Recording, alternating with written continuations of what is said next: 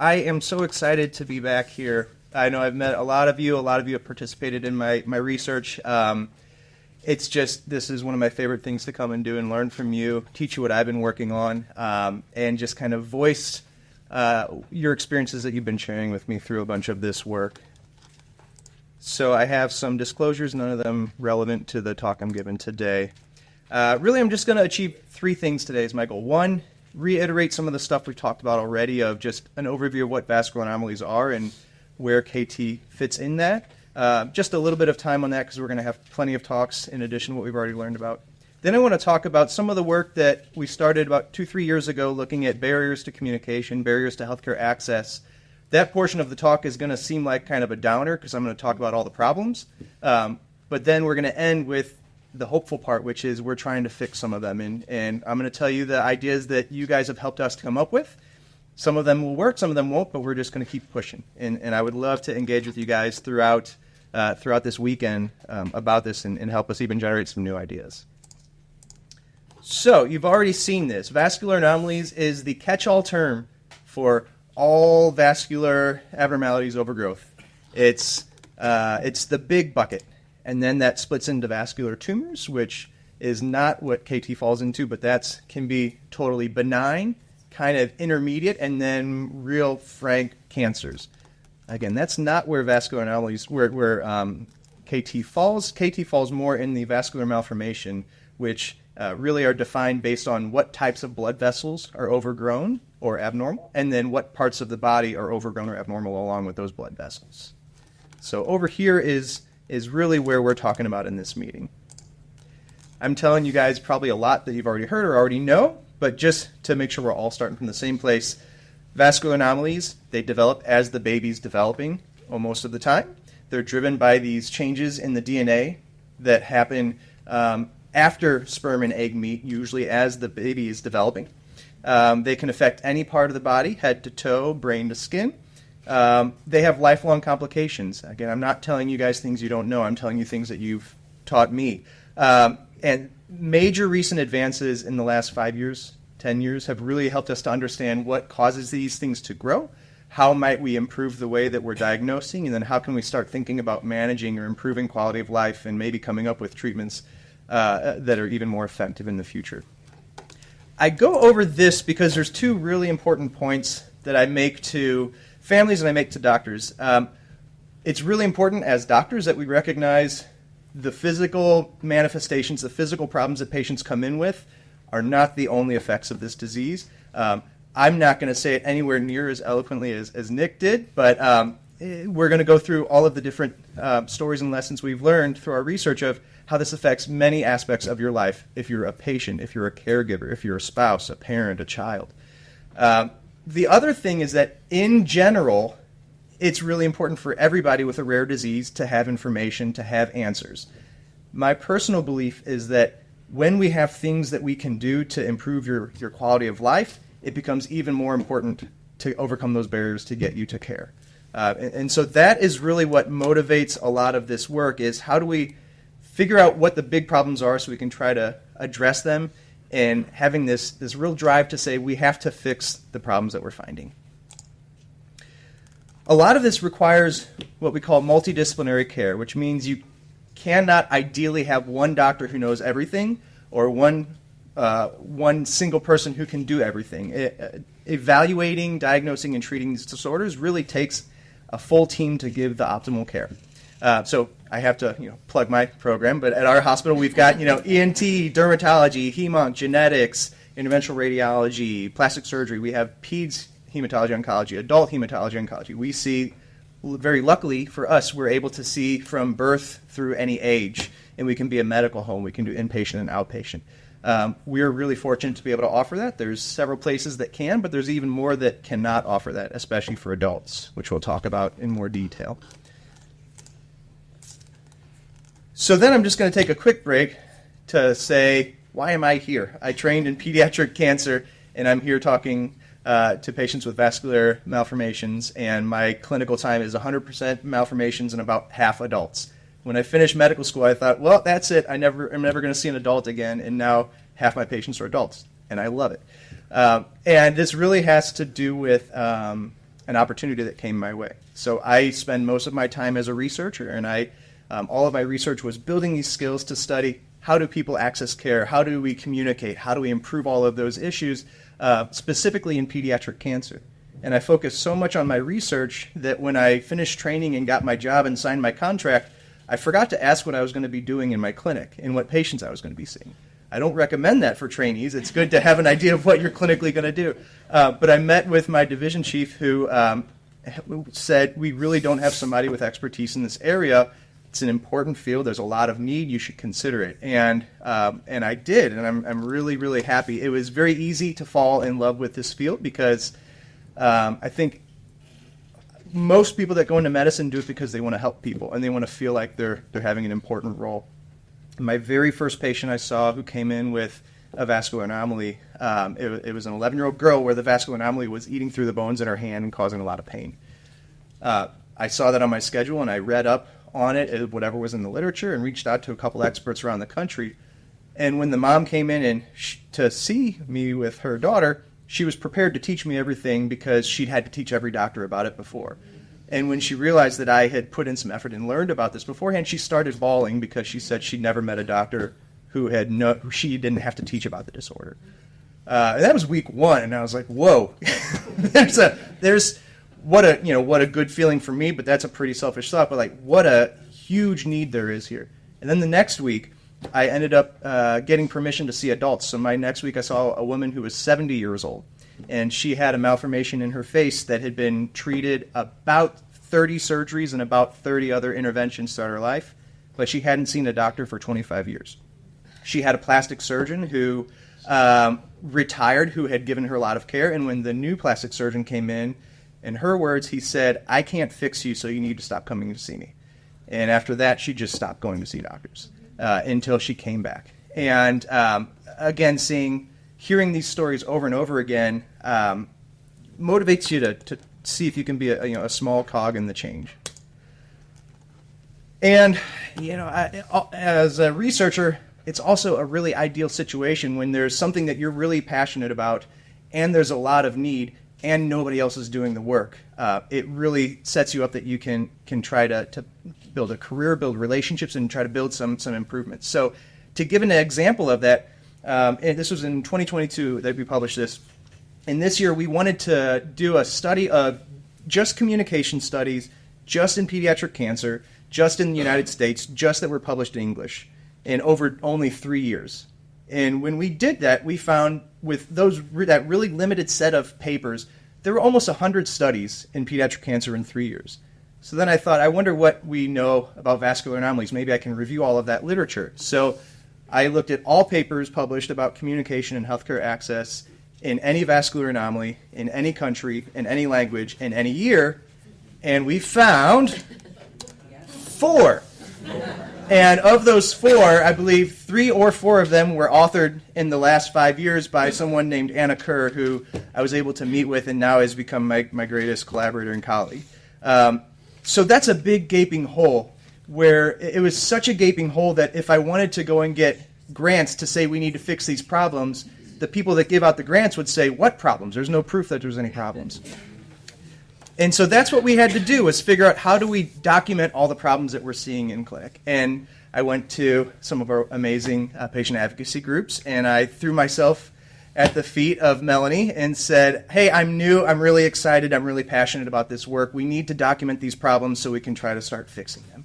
And you guys all came through, and you invested in me and in my team. You gave us funding, you helped us with resources and recruitment, and we did a really simple study to start. The first aim was, let's do interviews with adult patients and with caregivers or parents of kids. Let's do surveys too, so we can get some numbers to put to this. And then let's talk to some older adults to understand what's happening in their lives when you're getting 65, 70 years old with these disorders. And I'm going to go over a couple of these results today. First, I'm going to talk about what we found in pediatric cancer and how that applies to vascular anomalies. So in pediatric cancer, we developed the first, what's called a functional model of communication. When you think about communication, there's really 2 ways you can think about it. You can think about it as a process, or you can think about it as fulfilling functions. And that sounds technical and wonky, but A process would say, if I'm communicating with you and I'm communicating with you, if I follow the same process and say the same type of words and act the same way, I'm communicating well because I'm following that process. A functional model says, you might need me to communicate in a very different way that you do to get the same functions fulfilled. And I really believe you have to adapt as a clinician to whatever the needs are of the patient in front of you to fulfill their functions. And so we identified this model where the functions are making decisions, enabling self-management, exchanging information, managing uncertainty, responding to emotions, providing validation. That's, acknowledging concerns, legitimizing concerns, making parents and caregivers feel that they're doing an important work and a good job and they're a meaningful part of the team, making adolescents feel like they matter in their care, and then supporting hope. And all of these happen in the context in pediatric cancer of this really strong, trusting, caring relationship. And the trust and the demonstrated competence, all of that is what influenced all of these different communication functions. When we started talking to families and patients affected by vascular anomalies, we started noticing some differences. And I would love to hear through the weekend from all of you, if this resonates, if there's things that you would change or any insights you would give me. But what we saw through our studies was two things that became much more important. And like Nick was telling us in his experience, uncertainty and managing that uncertainty was a huge aspect because uncertainty pervades every rare disease, especially KT syndrome. And we'll talk on the next slide, reiterating some of his points that we heard from other people in our studies. And the other one was providing validation became much more important. And the way I think about this is if you are a patient or a caregiver and you've spent the last 10 years, say, teaching and explaining and advocating with every doctor because you have spent more time learning about this, the second one of those doctors belittles your insights or doesn't value your insights, it's going to lead to big problems. And the other things that were concerning in this, hope was really de-emphasized. And that worries me because I think that a lot of people, based on lack of interest, lack of investment, lack of treatments, have lack of hope or limited hope. And that's something that both in my work and scientifically and in trials and all of that, we need to really work on to give that hope, reasonable and realistic and optimistic hope. But the other thing that was really concerning is the role of relationships was also de-emphasized and diminished. And what I think that means is, if you're starving, you'll eat some food you don't like. If you are struggling to find any doctor who's willing and able to take care of you, you will tolerate a jerk. And I think we need to get to the point where we have enough non-jerks that can provide this care. So I think the model in vascular anomalies from our work really looks more like this, where relationships is just one of these functions that is important, but maybe doesn't hit that same essential category as giving me some of the care that I need. And all of this is happening in this ether, this milieu, this web of uncertainty that affects all of these different communication functions. And when we think about uncertainty, there's lots of uncertainties. We already heard, I'm so glad that you said things similar to me. I was like, oh no, I'm going to be way off. But there was, can I have kids? Should I have kids? For caregivers, will my child be bullied when they grow up? What intervention or treatment is best? What are the long-term side effects of the treatment? Is the treatment going to be worse than the disease? Are there going to be new treatments? There's interest now by these companies. Are they going to keep showing interest? Are the clinical trials going to show that there's benefits? What disease do I actually have? That's come up a lot today. What is the name of my disease? Is that name going to change? What does that mean for me? What's going to happen in the future, which it all comes down to? And many, many more. The other thing I like making this point whenever I'm talking to doctors is we have to also understand how we manage our uncertainty in these situations, because this was an excerpt from a quote from one of the participants that I feel like sometimes doctors are just recommending treatments to us because they don't know what to do. And I think as doctors, we so badly want to help people that sometimes we just feel we have to do something, and sometimes the right thing to do is not that thing. We should not do treatments just to do a treatment if we don't have confidence that it's safe or that it's useful, and we have to manage ourselves and figure out how we manage our own uncertainty. This is a picture of a low-hanging fruit. So in research, there's this revered ideal of, can we find the low-hanging fruit? a really obvious question that nobody else is looking at that's easy to answer and important to answer. And so the low-hanging fruit here was, how do these vascular anomalies and these diseases, how do they affect patients and caregivers? Really obvious question, like, hey, these diseases seem to cause problems. I wonder what those problems are. We hadn't documented it before. Through our work, we really found that they broke down into 4 categories. Disease process related, logistical, financial, psychological, emotional, and social. And we'll go through these in a little bit more detail here. There was some work beforehand where they had given some surveys. From talking with a lot of patients through these groups, I know how much you love Likert scales and how often they are hard to interpret, but sometimes they can be helpful. So these were some groups that had done some Likert scales and showed us on surveys that patients with vascular anomalies have worse physical health, worse mental health, more pain, more fatigue. So we had some documentation there, but we really wanted to characterize it more than just a number on a scale. And so for the physical burdens, we found a lot of different things that I'm sure will resonate you. Pain, weakness, sexual and reproductive health concerns, activity limitations, cognitive deficits, bleeding, leakage, lymphatic fluid drainage, and then also, importantly, the side effects of the treatment. Again, when the treatment becomes harder to tolerate than the disease itself, that's a big challenge. And that's kind of the easy part that we'll talk about, because that's what we all think about in clinical encounters, is what are the physical things, what are the medicines I can give. There's a lot of really other important burdens that families are carrying in. Financial and logistical challenges, long distances to specialists. At our center, our catchment area, our average kind of distance people are traveling is 150 to 200 miles, which means there's some people that are 5 miles, there's some people that are 500 miles. Insurance is a huge issue. I had a patient a couple years ago that lived 3 miles from my hospital, but was on a different insurance plan that said you can't go to them. If you need a specialist, you have to go 400 miles away to a different state because they're in our network. Even if you find those doctors, and even if your insurance covers it, you have to get off school, you have to get off work, you have to get a hotel room, you have to get gas. That sets up big disparities for people that can't afford those things. And then if you're a kid, you're missing school. If you're a college student, you're missing classes. Your grades might be affected. And then what I'm sure is going to come up at this meeting a lot is, how do you find compression garments? How do you find pants when one leg's bigger than the other? How do you find shoes when one foot's bigger than the other? And that's a real challenge that we don't, I always, joke that I can prescribe a $30,000 drug very easily. I cannot get a $200 garment covered by insurance. How do we fix that?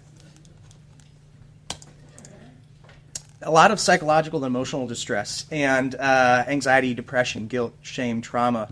I think one of the reasons why this isn't addressed a lot in clinical spaces is because as doctors, it's really hard to ask about things where we don't know what we're supposed to do with the answers.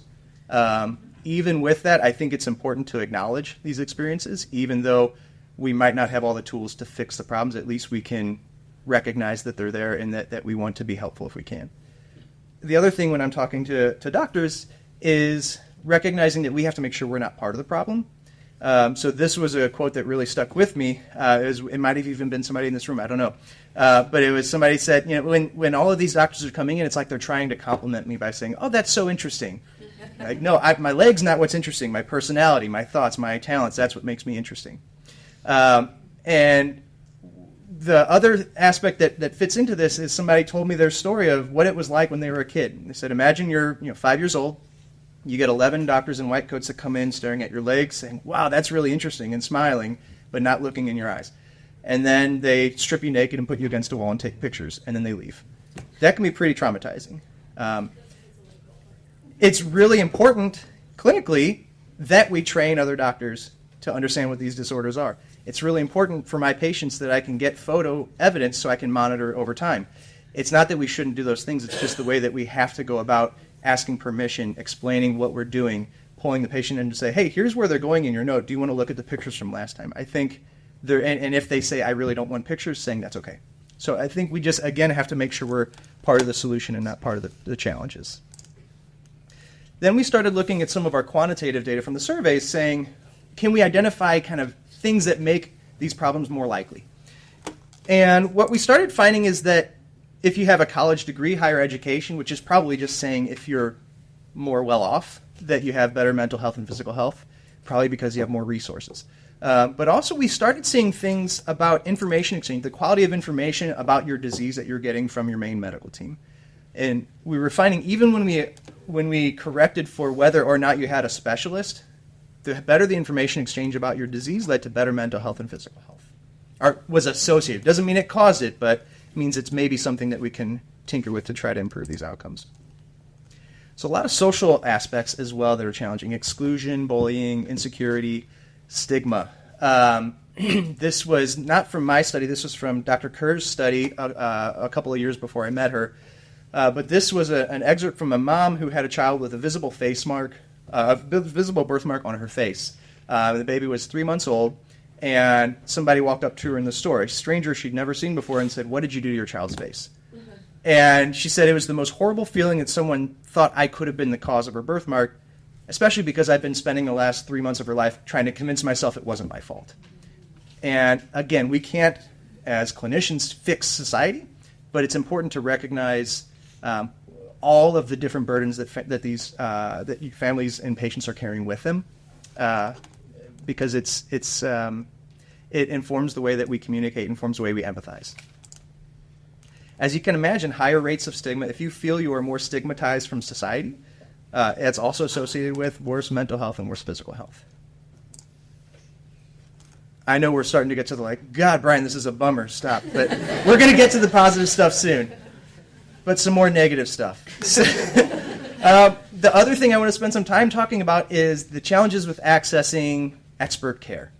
Somebody had already brought up the challenges of seeing adults, and we're going to bring that up again. Here's just 3 excerpts that give a flavoring of what you guys, I'm sure, have been experiencing in your lives. We've had lots and lots of problems. This is a family in a rural area of even finding doctors really basically willing to work with our child. We have to go across the country to find the doctors that we think really know what's going on. And then when you find those doctors, it might be months, many months to get into an appointment. And that doesn't mention the challenges with insurance and finances, and then the fees that come with seeing a bunch of doctors at once and with institutional fees. So we wanted to understand a little bit more what are the factors that influence how patients can access care and how they can maintain that care with vascular anomaly specialists or experts.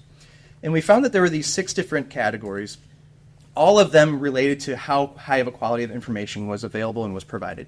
So there's individual characteristics, which is how comfortable are you advocating for yourself? How comfortable are you being the squeaky wheel?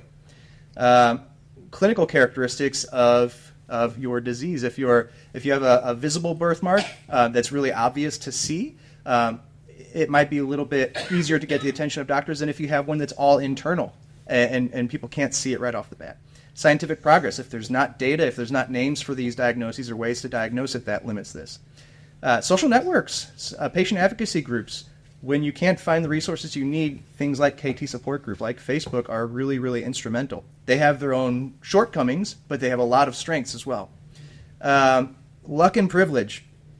I always tell this story because I had 2 people I was interviewing that both lived in New York City, probably a couple miles from each other. They're both parents of kids with a vascular anomaly. The one said, "It is just so great to live in New York City. I had this child who had this problem, went down the street to the hospital, found the right expert. They have all of the resources we need. It's amazing care. It's like what a great blessing it is to live in the center of the world in New York City." The other family lived a mile away. They went the other direction to the wrong hospital and said, "I can't believe I live in New York City in the center of the world, and there's not one doctor here that I can find who knows what this is. I'm struggling, and this is just ridiculous." So by chance, did you go to the right doctor? Did you bump into the right place? Were you born in a rural area or an urban area? Did you decide that you were going to be an adult?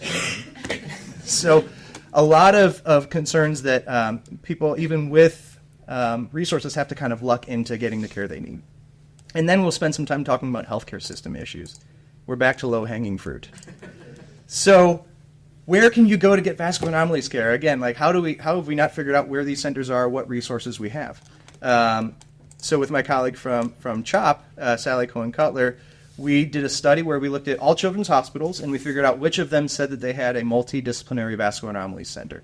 We focus on children's hospitals because I think with Mayo, there's probably 2 other places that have adult-focused vascular anomalies. There's not a lot of them. Almost all of them are children's hospital-focused. Here's a map with all the children's hospitals in the U.S. Here's a map of all of the places that say they have multidisciplinary programs. Each pin represents a program, and if you see, like in New York, that green means that there's multiple. And I also know that some of these centers that have a multidisciplinary program don't have exactly what I would consider a multidisciplinary program. So it might not be a full 83. But even with that, there were 13, 14 states that didn't have anything. So what happens if you decided you wanted to be born in one of these states?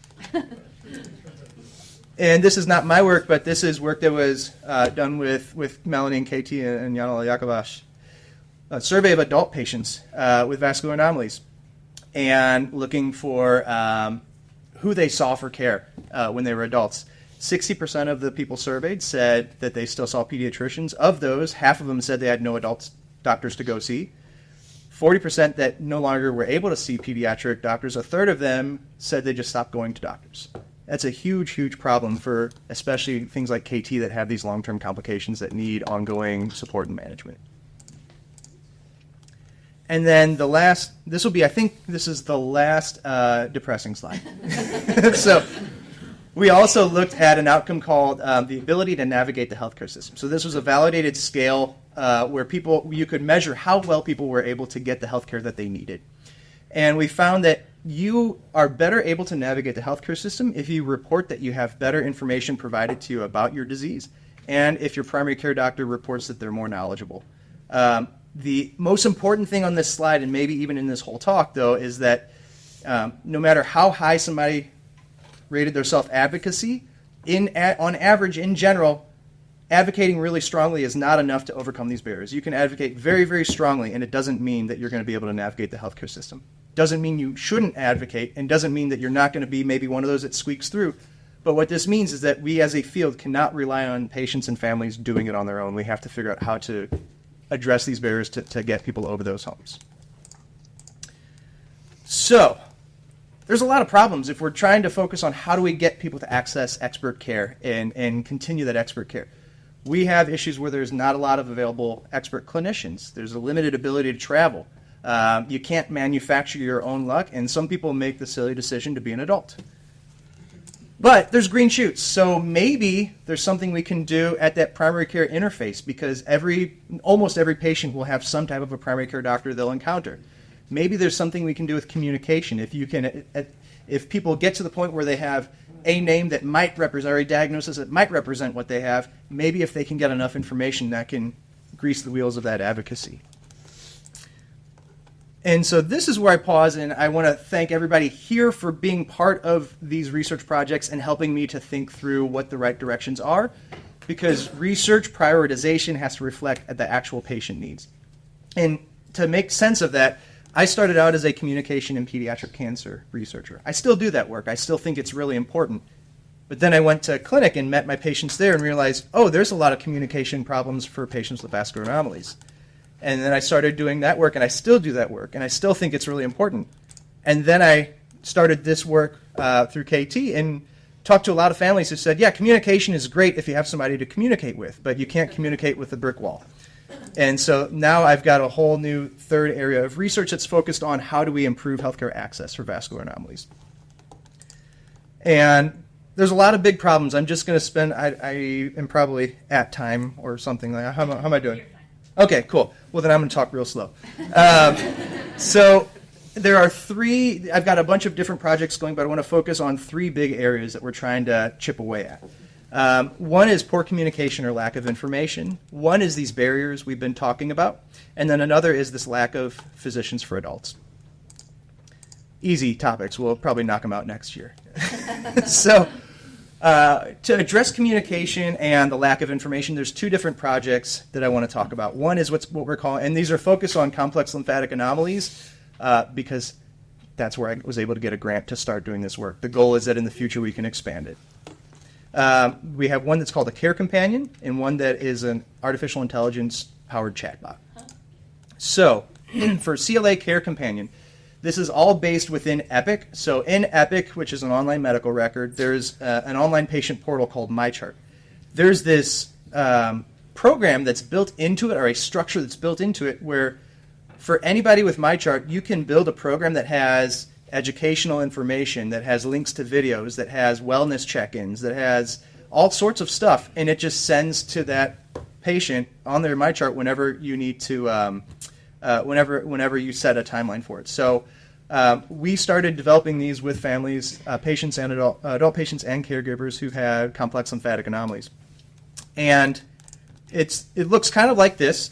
On every day, so day one, you'll get a note that says, hey, you have a task, and you open it up, and it's a welcome email that says, hey, this is, you're welcome to this chatbot, but here's the types of doctors you're probably going to be seeing and what they do and what the names mean. Here's a link to your team's names. You know, mental health is really important. Here's a link if you need to go to psychological services. Just a general intro. And then we picked out, with families, we developed key educational topics that they've had trouble getting their hands on. And so then over time they will get those, and they can review them as many times as they want.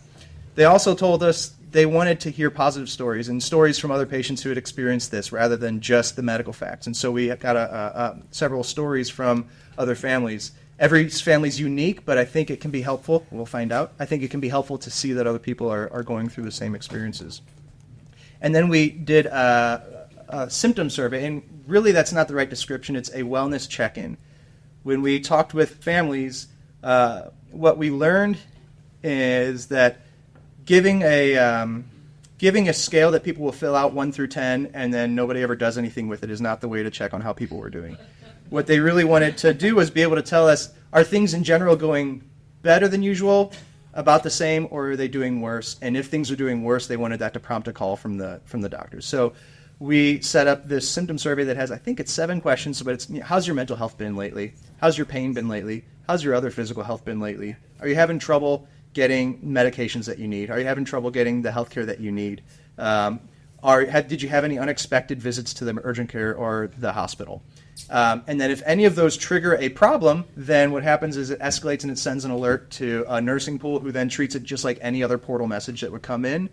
And so we spent the last year building that. We finalized it. We're going to launch that pilot study next week probably. And so I'll know in a year if it works. That's the challenge is, I have a great idea. I'll tell you in 12 years what it did. So that's that project. The other communication project is thinking about how do we leverage new technologies in a way that's useful and not distracting and not getting in the way of care. So if you've heard of ChatGPT or any of these other artificial intelligence programs, it's a chatbot, which is, it's just a little line where you can type in whatever question you want, and there's this computer program that's pulled literally all the information from the internet and has learned how to give answers that sound like a human would give it. But the problem is sometimes it can be wrong, especially in rare diseases. So the first question we're asking is, can we use this tool by kind of reprogramming this tool? Can we make it a meaningful information source for rare diseases? And so that's what we're working on, where you can curate and build your own knowledge database of here's all knowledge that I trust, and then you tell the program, I want you to look at this knowledge to give answers, and we're testing that right now, and it seems to be doing a pretty good job of giving the answers that we think are right. The other question we're asking with these large language models is, can we use them to translate medical jargon? A lot of my research focuses on using patient portals also. When you log into your MyChart or whatever your portal's called, and you read a genetics note, even my read of genetics notes, I'm like, what does that mean? Radiology reports are. So it's great that you have access to information. It'd be even greater if it made sense. And so the question is, can we use this type of a tool as almost like a living glossary to help understand what these results mean? So we just got approval, and we have the funds. We're going to probably launch that in the next month or so. The next big issue we're trying to address is the big one, is patients that can't access expert care. And so we are launching a program that's called VACCESS, or Vascular Anomalies Care Access. And the big idea is that over time we need a sustainable program that can provide services to clinicians, or provide guidance and resources to clinicians, patients, families, to help overcome these barriers. There are some patients who just need a doctor that knows where to refer them. There are other patients that, for whatever reason, are never going to be able to get referred to a big center based on insurance or based on where they live, and we still have to have plans to get them expert-informed care. And so our initial idea here is, in phase 1, targeting clinicians, building an expert network of all of the folks across the country who treat these vascular anomalies, and then offering a rapid consensus of any doctor in the country, any nurse practitioner in the country who has a patient with a vascular anomaly and they're not sure what to do, that they can ask a question and we'll give a general consensus response about how we approach that type of situation. That we would be able to pair them with local peer advisors if they were interested, of saying, hey, there's somebody in your region who does this. Do you want to talk one-on-one with them, to those doctors?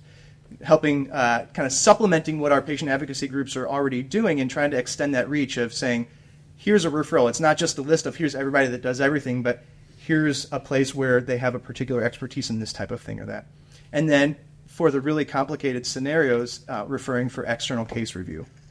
The biggest thing with research when you're building tools is the temptation is always to build something first right away and be done with it, but the most important thing is to make sure you're building it to address the actual needs. So right now our first step in this is we are interviewing primary care clinicians in urban, rural, academic, private practice to understand what do they do when they see patients who have vascular malformations or other rare diseases, and what would they be likely to actually use. Because again, I can build a great tool that they'll never use. I'd rather build a great tool that they'd be interested in using. And then the question is, how do we get it to them? Which I think that's where we can leverage those super high self-advocacy scores that you all have. If we can put a tool in your hands, it gives you something tangible that maybe will help to get your clinicians to engage. And then the last one, I'm picking all the easy topics here, lack of adult physicians. As we all know, there are not a lot of adult physicians. My personal view is that as more and more medical-directed therapies come out and targeted inhibitors, we really need a strong role for adult. We really need a strong role for adult hematology and oncology in the care of our patients, because we are the ones that are going to be most comfortable with monitoring. We're going to have the infrastructure for clinical trials, infrastructure for monitoring labs, but it's just not the case right now.